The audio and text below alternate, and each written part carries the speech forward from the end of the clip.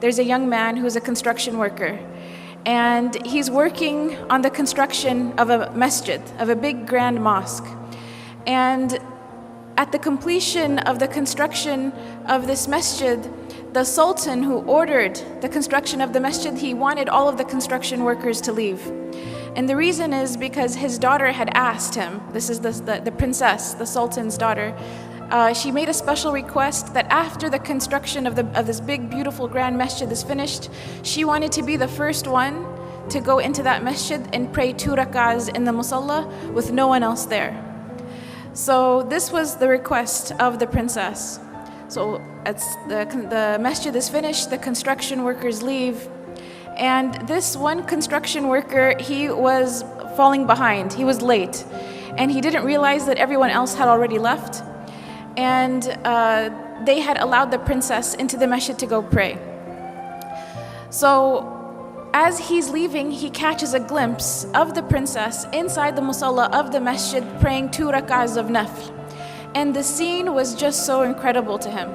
It was such an amazing scene.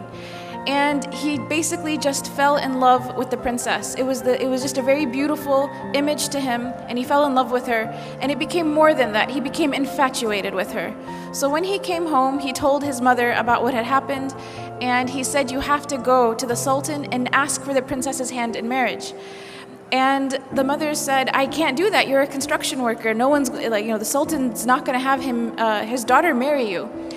But this construction worker became infatuated. He couldn't work, he couldn't think, he couldn't eat, he couldn't sleep. He was just in a miserable state. And the mother, out of fearing for her son and his well-being, she realized that if she doesn't do something, he may die because he's refusing food and water at this point. So she goes to the palace and she asks to speak to the sultan, and the guards, they turn her away. And she insists and she says, "My son is going to die. I have to talk to the sultan." So finally, they let her talk to the sultan. And she mentions the story to the sultan, and the sultan asks that she come back with the construction worker. So they come back together, and he tells the construction worker, after everyone leaves the masjid at nighttime, after Isha prayer, you have to come and pray qiyam in this masjid for 40 nights. If you come and pray qiyam in this masjid for 40 nights straight, I will let you marry my daughter. And he said, there will be someone there to make sure that you come, and if you miss a day, we'll know about it. So in 40 days, if you fulfill your end of the bargain, I will let you consider my daughter for marriage. So the construction worker is excited. This is a chance at life. So he goes the first day and he prays qiyam in the masjid after everyone leaves. And he goes the second day and the third. And after a few weeks, he notices that he's getting better. He's eating again, he's drinking again. He cares about life again. And eventually he starts to really, really enjoy coming to the masjid and praying qiyam when everyone else has left. To such an extent that he starts to pray to Allah, that Allah never takes away these beautiful moments that he has with him, alone in solitude, praying to him in the night.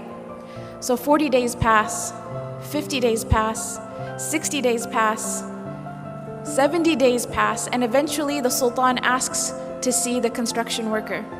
And he says, "How come you didn't come see me? You fulfilled your end of the bargain. You prayed all 40 nights. We saw that you prayed. How come you didn't come and see me?" And the construction worker turns to the sultan and he says, "Before I saw your daughter, my heart was empty. And the first thing of beauty that my heart was exposed to was your daughter. And that's why it grabbed onto that experience. But then after I started praying in the masjid for 40 nights, my heart witnessed a beauty that was much greater than her. My heart witnessed a beauty that it has never felt before."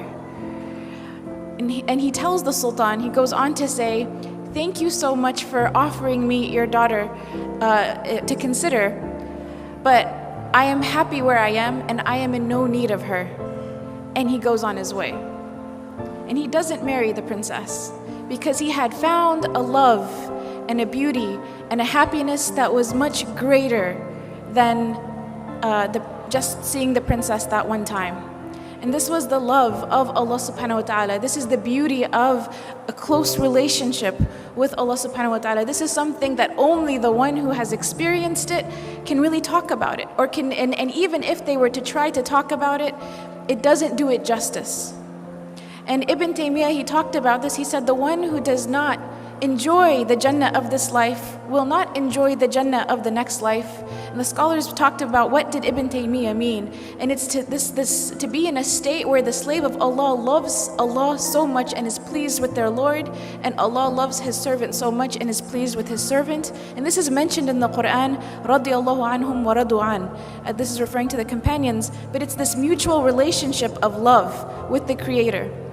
When we talk about the categories of sweetness of Iman, to love Allah subhanahu wa ta'ala more than we love everyone and anything else, including ourselves, is something that brings the sweetness of Iman. And you could think, how could loving someone other than myself bring happiness? Only when it's Allah subhanahu wa ta'ala.